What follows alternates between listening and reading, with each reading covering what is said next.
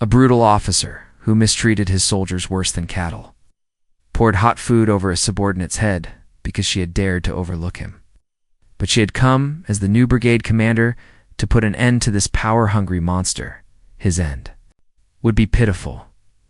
The Falkenstein Mountain Brigade steadfastly guarded the front line on the eastern flank and was a place of constant tension, seeming to be on the verge of exploding at any moment. What truly frightened the soldiers, however, was not the enemy behind the border. Their terror sprang from their own ranks, from their regimental commander, Colonel Manfred Richter. The troops knew him as the Viper. His words acted like poison, and just a fleeting glance was enough to freeze someone in fear. His training methods not only crossed the boundaries of reality, they were inhumane. If a soldier lost a single cartridge case during a shooting exercise, he had to stay awake all night and search for it. He struck a newly appointed lieutenant in the face with an ashtray, simply because his report was too quiet. His office resembled an ice cave. The echo of his boots was like the opening of the gate to the underworld. Richter's cruel rule had turned the Falkenstein Brigade into the territory of a strangling, venomous snake. The only person who could keep the sharp fangs of this viper in check was General Horst Wagner, the intellectual pillar of the brigade. The benevolent, yet steadfast general recognized Richter's exceptional operational talent, but always worried about his uncontrollable temper and kept a tight rein on him. Richter also appeared before the general, the only one who held his military career in his hands, as humble as a domesticated snake. But one day a slight tremor shook the seemingly solid realm of the Viper.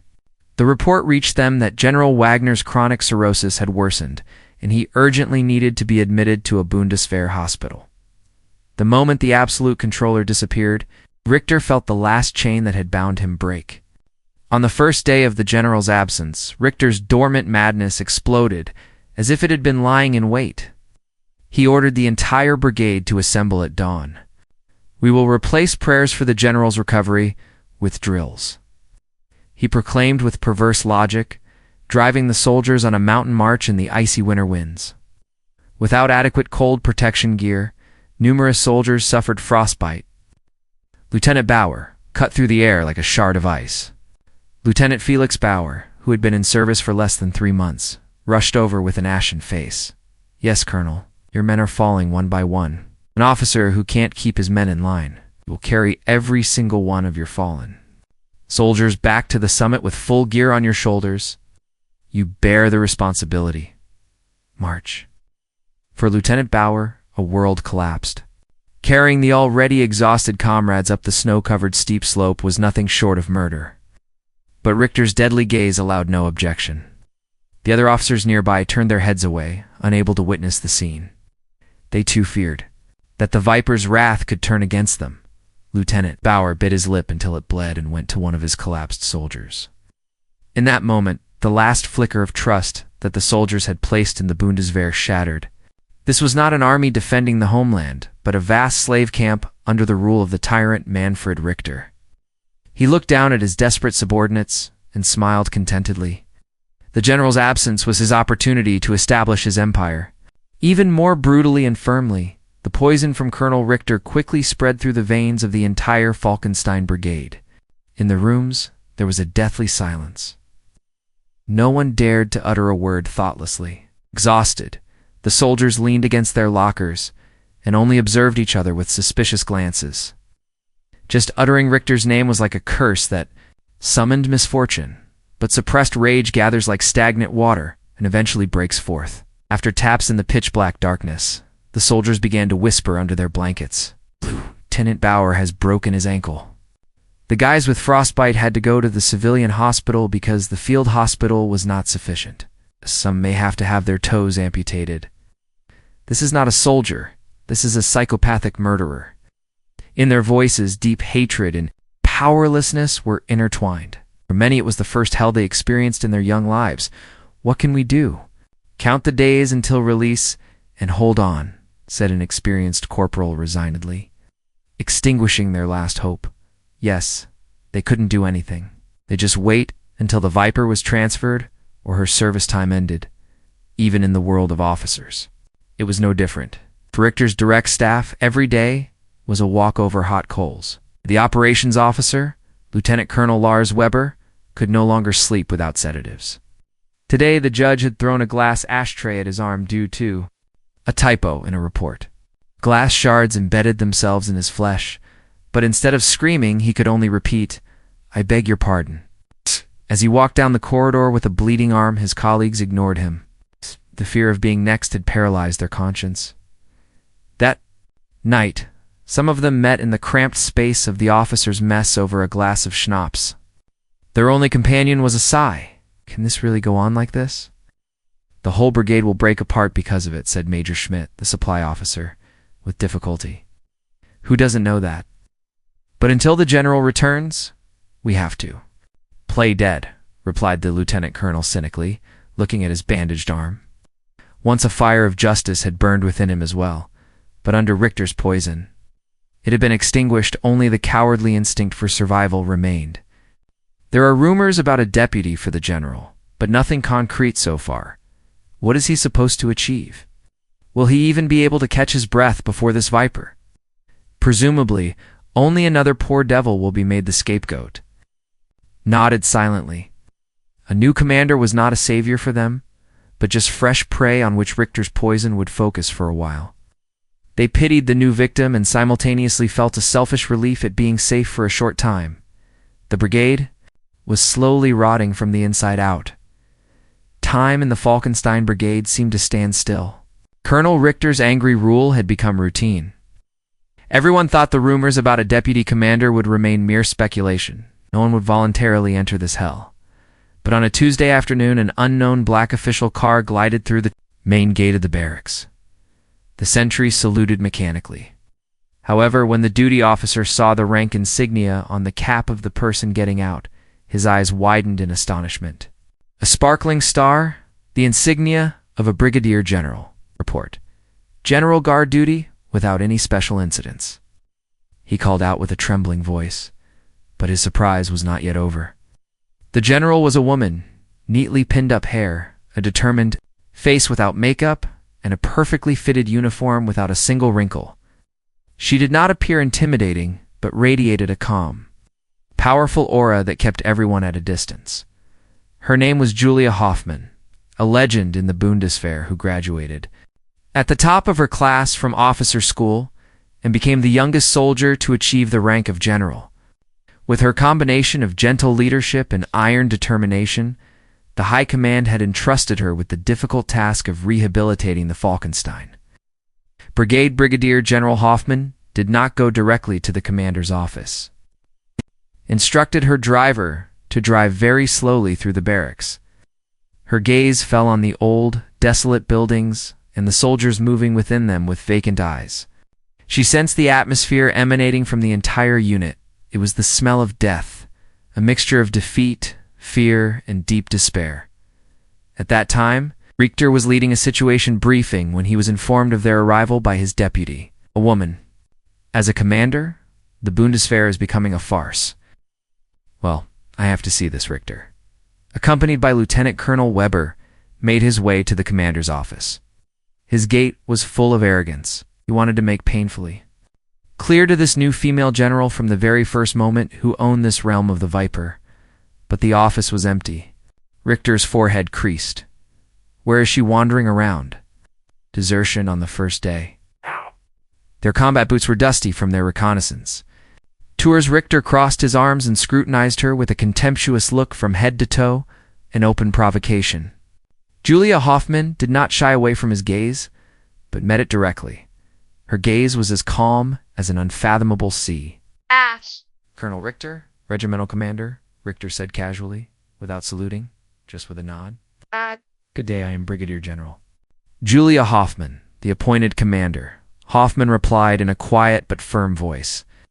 She did not let his rudeness disturb her. On the contrary, she looked him directly in the eyes and added, "I look forward to a good collaboration, Colonel Richter."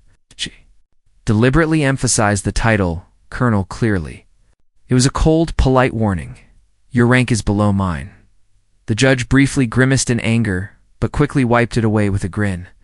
This delicate woman dared to take him on. He looked forward to how entertaining the coming time would be. "Brigadier." General Hoffman's approach contradicted all of Colonel Richter's expectations. Instead of burying herself in her office and signing documents, she stood up every morning in front of the soldiers to jog on the parade ground and appeared unannounced in the troop kitchen to dine with the soldiers. At first, the soldiers were like statues at the presence of a female general, but when she approached them openly and spoke casually with them, they slowly began to thaw. "What tastes best today? Do you write home regularly?" Her questions were warm, her gaze sincere. The soldiers didn't know how to handle the unusual attention from a general, but they felt a part of their frozen hearts beginning to melt.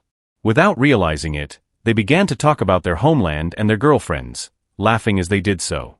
Julia Hoffman listened to them patiently and showed genuine empathy. This behavior was a direct attack on the judge. It was an open rejection of his reign of terror. Is it the duty of a general to flirt with the soldiers?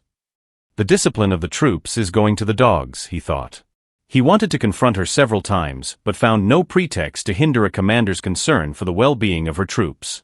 "Colonel, the new commander requests a report on the plan for the next major combat exercise," Lieutenant Colonel Weber reported cautiously. Richter snorted contemptuously and took the papers. What does a woman who has only had administrative tasks know about operational warfare? "All right, this time I'll really embarrass her." Richter deliberately built fatal errors into the plan. He plotted the supply unit's route through an area most vulnerable to enemy ambushes and entered unrealistic values for the artillery firing data. If she didn't notice these mistakes and approved the plan, he would mock her incompetence in front of the entire brigade. If she noticed the mistakes, he would silence her with a hail of jargon. The next day, Hoffman called the entire operational leadership, including Richter, to a meeting.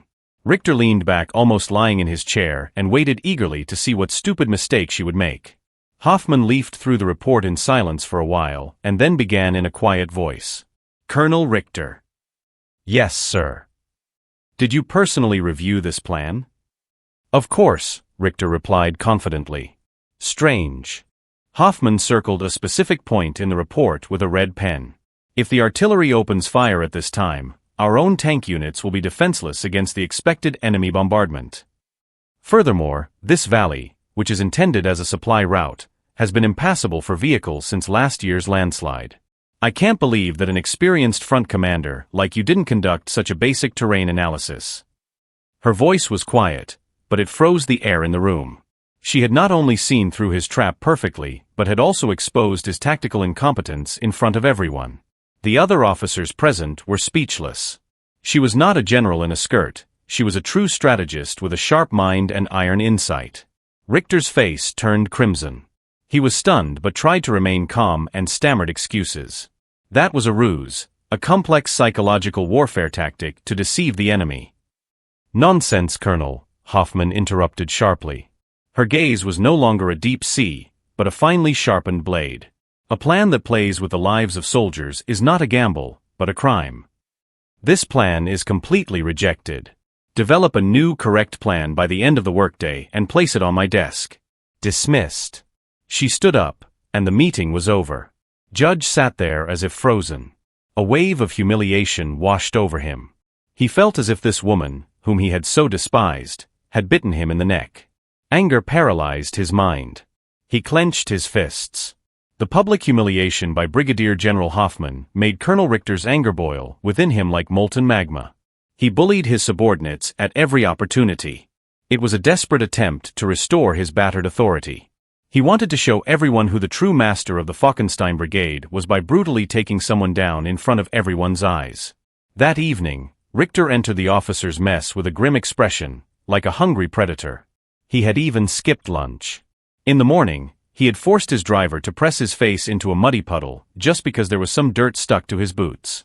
In the afternoon, he had torn up the reports of an administrative sergeant and thrown them in his face because he didn't like the handwriting. But nothing could calm his anger. His anger was directed at only one person, Julia Hoffman. When he burst open the door to the canteen with a loud bang, all noise fell silent as if on command. The officers who had been chatting, the non-commissioned officers who had been eating in silence, all froze and stared at Richter at the entrance. His mere presence froze the air. As if on cue, the officers stood up and saluted, "Report." Richter contemptuously ignored their salute and took a tray. The cook serving the food trembled with fear and piled huge portions onto his plate. Silently, he took the tray and looked around. Everyone avoided his gaze as if it were radioactive. The area around him was empty. He sat down at the farthest table. And at that moment, someone caught his eye.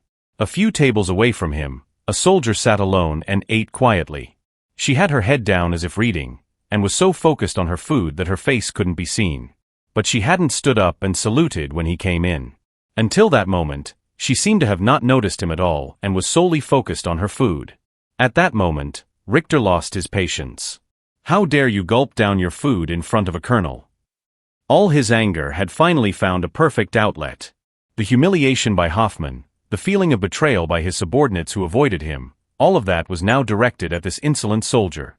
He saw it as the perfect opportunity to demonstrate his undisputed power.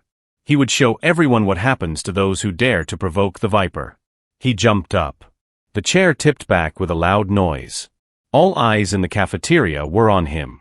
He strode heavily toward the soldier. His face was flushed with anger, his fists clenched. The soldier still seemed to have noticed nothing. Richter stood directly in front of her table. His enormous shadow fell over her tray. Only then did she sense that something was wrong and slowly lifted her head. "Hey!" Richter's voice sounded deep and menacing, as if it were coming from hell. "Do you think you are a soldier just because you wear a uniform? Are your eyes just decoration?" She seemed momentarily confused and recognized the colonel, who was staring at her angrily. "A colonel enters the mess hall, and you dare to keep eating with your head down? Don't you see me, you worthless piece?" His roar shook the entire cafeteria. The surrounding officers watched with ashen faces. They prayed that he didn't know who this soldier was, and that she would quickly fall to her knees and beg for forgiveness so that this situation would end. But Richter did not stop. Like a predator claiming its victory, he reached for her food tray with one hand and then, without a moment's hesitation, lifted it high and poured it over her head. With a loud clatter, rice, sauce, and various vegetables poured over her head, her face, and her shoulders like lava. The steam from the hot soup and the stench of leftover food enveloped her. In the cafeteria, there was an absolute vacuum-like silence. Even time seemed to have stopped. Richter breathed heavily and smiled a malicious, satisfied smile. "Well, are you coming to your senses now? Do you understand now that this is not a place where you can just swing your spoon around?" he declared confidently. The air in the cafeteria was tense to the breaking point. Everyone stared spellbound at just one spot, at the soldier who sat motionless, covered in hot food and dirty remnants. She slowly lifted her head, as if a film were being rewound in slow motion. She made no attempt to wipe away the sauce that was running down her face. Her face astonishingly showed no emotions. No, there was a coldness of absolute zero, as if she had swallowed all her feelings.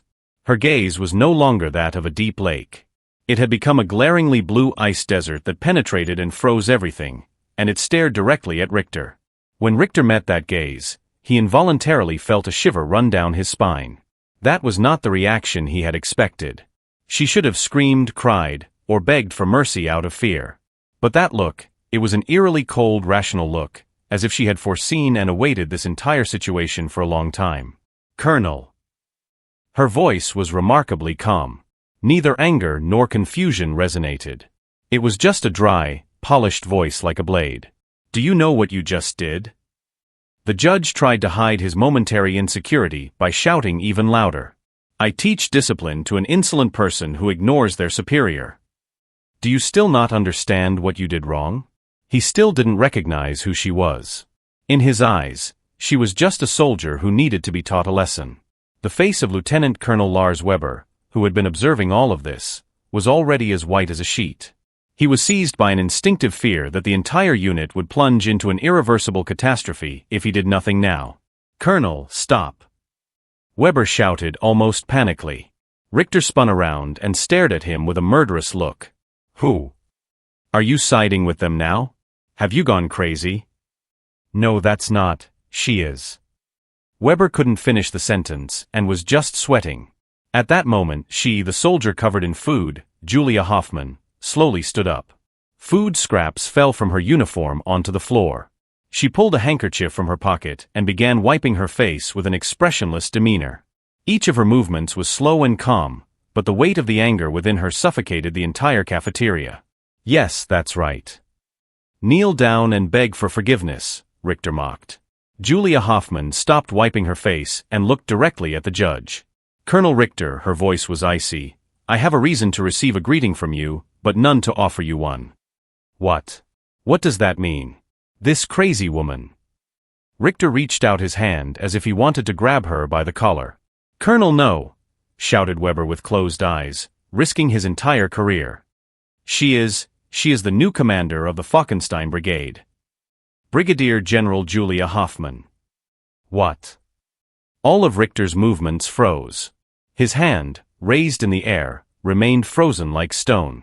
His pupils trembled violently, as if there had been an earthquake. He slowly turned his head, incredulous, to Weber and then back to the woman in front of him, the food-stained uniform, the disheveled hair, but through all that, the icy, piercing gaze of a commander and the voice that had addressed him a few days ago in the conference room in the corner. When everything finally fit together, Richter heard aloud. There was a clatter in his brain, like a giant breaking apart. Julia, the brigade commander.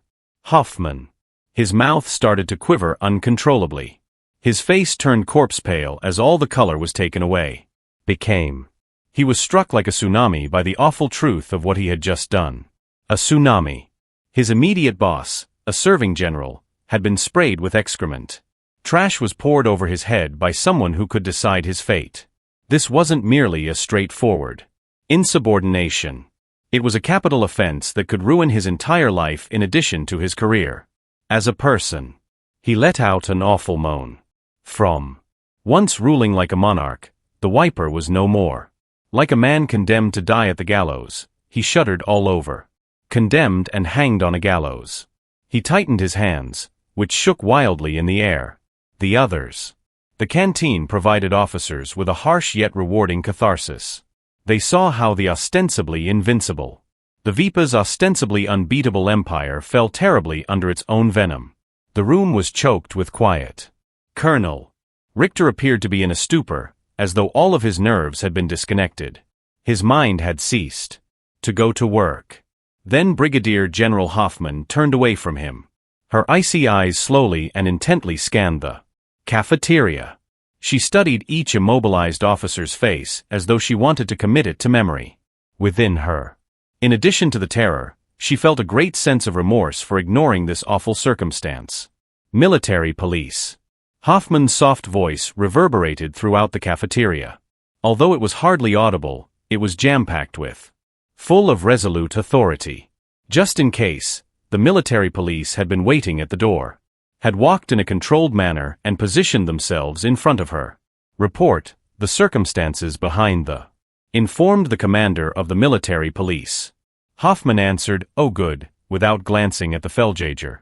To observe the judge who was still immobilized and give the command, "Arrest the chief judge standing here for abuse of power and assault on a superior in the act.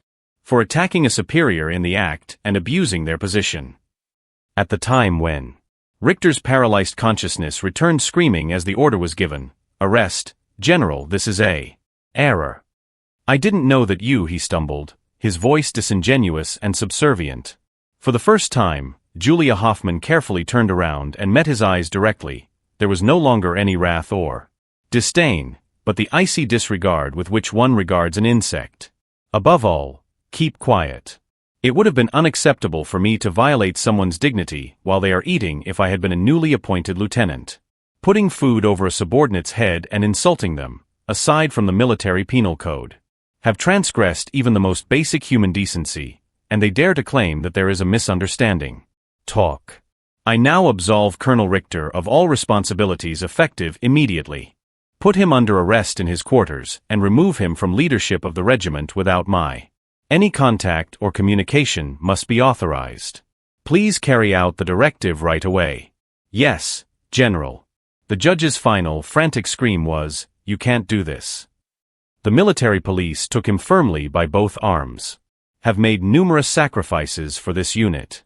As he was pulled from the cafeteria, he choked out, "General, please have mercy." Was hauled off. The cafeteria fell silent once again. Julia Hoffman, who paid no attention to her filthy garments.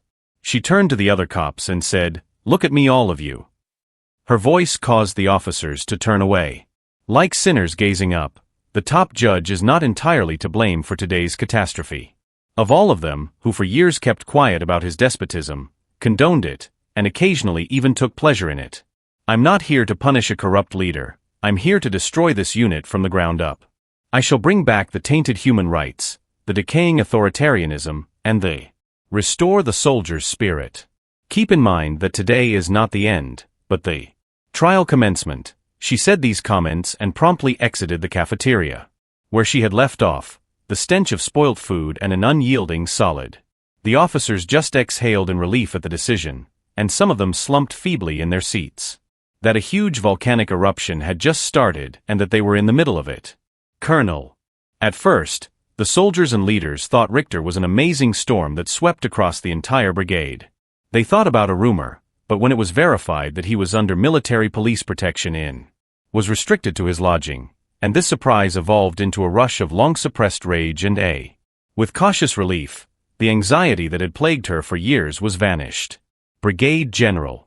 Overnight, General Hoffman became the goddess of justice and the savior of the oppressed, but when the great cracks appeared in the world of people who had grown like poisonous mushrooms in the shadow of the big tree Richter when it toppled, his anxieties were validated by the supply and logistics officers, who had been involved in all his filthy business, shuddering in terror. We're all done when the judge speaks. The fake paperwork, the oil we stole, and the accomplice turns into the greatest in times of trouble. Enemy, Richter himself went through hell in his lodgings, initially rejecting reality and furiously. A lunatic. He cried out that he was innocent, that he had fallen prey to Hoffman's schemes. He was certain that he would be saved by his powerful contacts, but nobody called, and time transformed his rage into. He experienced despair, followed by a horror that pierced his bones, and at night he was tormented by nightmares in which Hoffman's. He was pierced by icy eyes, and the food fragments he had spilt became maggots that ate his body. Consumed. He had to struggle to stay alive. He made the decision to not fall by himself. If he did, he would take everything. The day following Richter's arrest, the others who had dug in the ground with him were pulled into the abyss. A special inquiry commission was quickly established by Brig. Gen. Hoffman, who personally chose young, well-respected, and non-commissioned officers as well as corrupt officers. This was a blatant evidence of their will to use their own strength to remove the decaying sections. However, no one dared to testify because of the intense fear of the judge's retaliation. Instead, Hoffman put an anonymous mailbox in front of the commission's office, which she did not require anyone to use. Conveyed a heartfelt message to all warriors by calling the trust box, "Your silence is the breeding place for corruption. I promise that the only thing that can salvage the fading Falkenstein Brigade is your courageous voice. I would do everything in my power to preserve your identity." Their genuineness warmed the hearts of the soldiers gradually melt. Lieutenant Felix Bauer, who fractured his ankle as a result of the judge's order, wrote the first letter. Had suffered. His bravery spread, and soon the box was stuffed with dozens of letters every night. They were the screams of spirits that had been silenced. One soldier described how he had a herniated disc while caring for Richter's privates. Flowerbed experienced a herniated disc, but was denied his vacation and fired as a liar. Had been removed. Another admitted that he was required to complete Richter's children's homework. A whole system of systemic corruption was revealed via witness testimony. Distribution. After hesitating for days, Lieutenant Colonel Weber, who had been at the heart of the canteen incident, came to Hoffman to discuss the catering, the manipulation of promotions, and the falsification of exercise data. After hesitating for days, Colonel Weber, who had been at the heart of the canteen incident, finally came up to Hoffman. "I was a cowardly spectator, General, and I no longer want to serve as a soldier. Punish me in accordance with military law. B, for whom I must feel embarrassed before my subordinates. I will openly share all of my knowledge." Weber's. The last straw was the statement. As Richter's closest confidant, he gave comprehensive details regarding. Investigators looked into a number of crimes and the locations where evidence was hidden. Richter's office and his safe, and discovered hidden funds, ledgers, and secret accounts. The case progressed. Investigations that mirrored the excavation process, from an issue of violence to a massive corruption scandal. The dark secrets of Pompeii.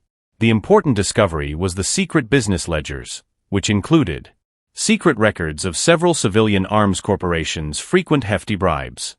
Judges have given contracts to several businesses against their reservations and were compensated with received a commission based on a portion of the order value. The helmets that were provided to the soldiers were poor quality and did not meet safety regulations, which had a disastrous effect on combat performance. The soldiers were provided with subpar combat helmets that did not meet safety regulations. The new communication equipment budget was only used on paper, which resulted in a crucial exercise resulted in a total breakdown in communication, and the most startling aspect was the theft of practice ammunition. A portion of the artillery ammunition had been siphoned by Richter and his associates, was sold to scrap dealers. The Falkenstein Brigade's once powerful weaponry had turned into a paper tiger. This was obviously treason, not just corruption. Arrest. Hoffman sternly ordered everyone implicated to leave right away, and the detectives swept through the accomplices' offices and apartments. When confronted with overwhelming proof, they finally broke down and admitted that Richter had ordered everything. According to the investigations, the head of the arms industry was also a close buddy of a powerful general. T, who was in charge of the senior corps command, was suspected of. Hoffman knew they were only battling the tip of the iceberg, and judicial activities were part of a much bigger network. Resisted. She grabbed the phone and dialed the Bundeswehr's central investigative body, Brigadier General Hoffman. Falkenstein Brigade. I formally ask that a joint investigating team be formed. The conflict began a new stage. In his solitude, Richter naturally sensed how the noose closing in on him. He became enraged upon learning that his confidants had been taken into custody. Final remnant of his sanity. Traitors, they want to blame me for everything? Okay, but I'm not going to die alone. During the change of guard, he took out a concealed small phone at the perfect time to General Schuster, his longtime benefactor and last line of defense. I am Corbs. Hey, who's there? General, it's me, Manfred. Is there? He cried, nearly sobbing. It's me, Manfred. In contrast, there was cold quiet. What's up? You better not call me now. Schuster had a cool voice. Judge grasped frantically to him. Save me, General. Hoffman is mad and wants to kill me. Judge, if you were human, do it. Schuster screamed. Do you think? Is this still a trivial issue? All of the army is being searched by the central investigators. It will cost me my own head if I now defend you. Have you gone insane? However, General, our enduring. Schuster's voice turned deadly, as did the relationship, the gifts, and the bribes I alluded to as a judge. What are you discussing? Discussing? You have never given me anything. This call, in my opinion, was not made. Never make another call. Once more. There are no Manfred Richters that I know. Click. The phone had died. Judge. As though struck by lightning, he stood there. He had lost his final hope. He gave a hollow laugh that erupted into a fit of laughter. His cheeks were wet with tears. He was all by himself. In this. The door suddenly flew open, and military cops rushed in. Colonel Richter, because of the clear danger. They are being moved to military custody immediately owing to the evident potential of evidence destruction and flight risk.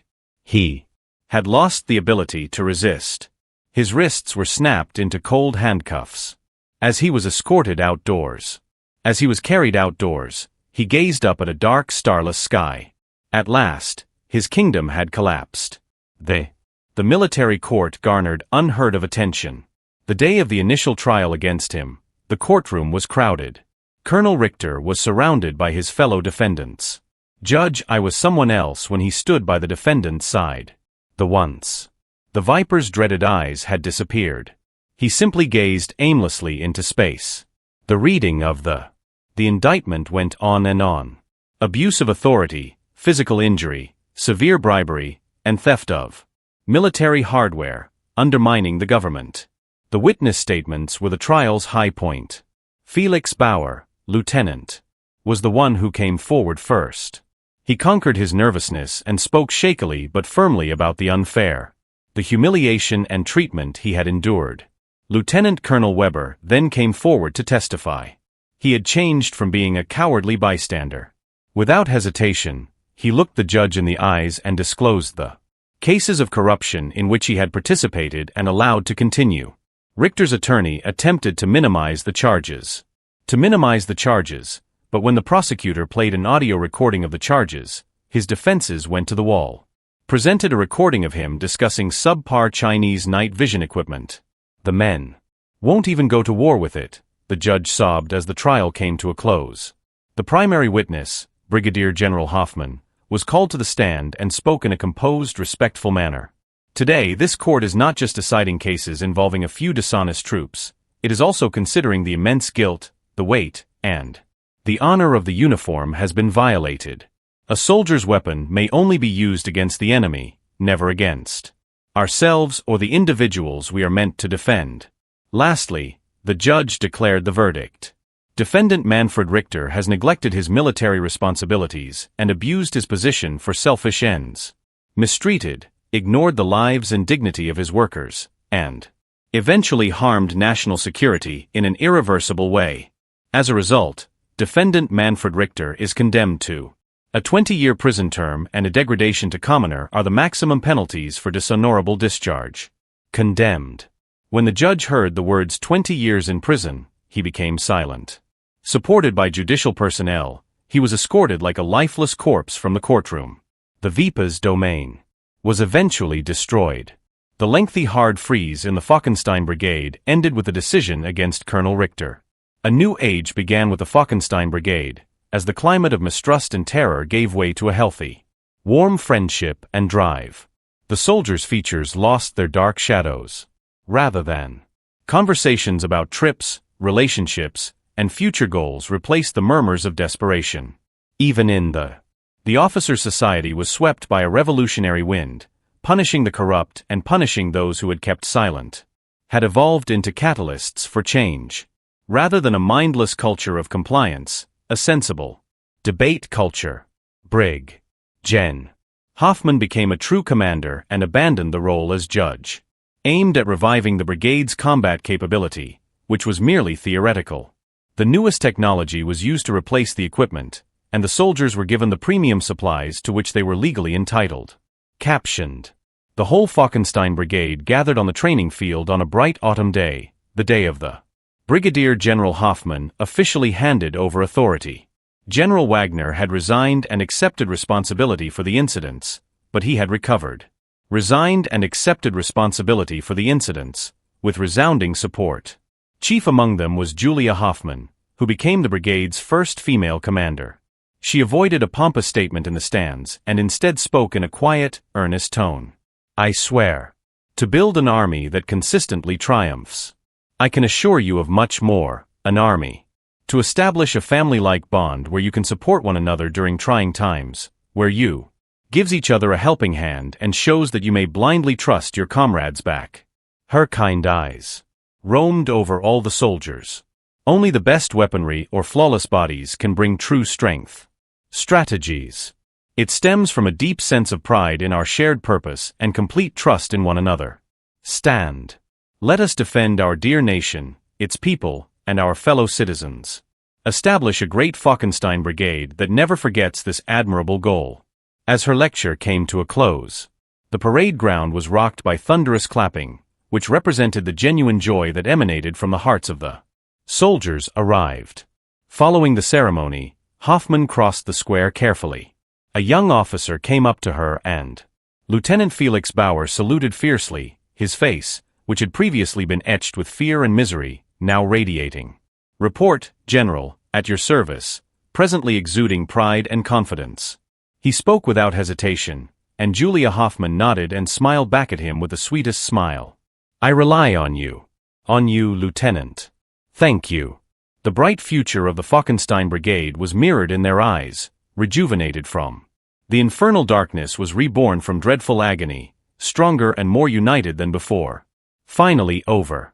A more hopeful and brighter sun rose than ever above the Falkenstein Brigade's parade ground.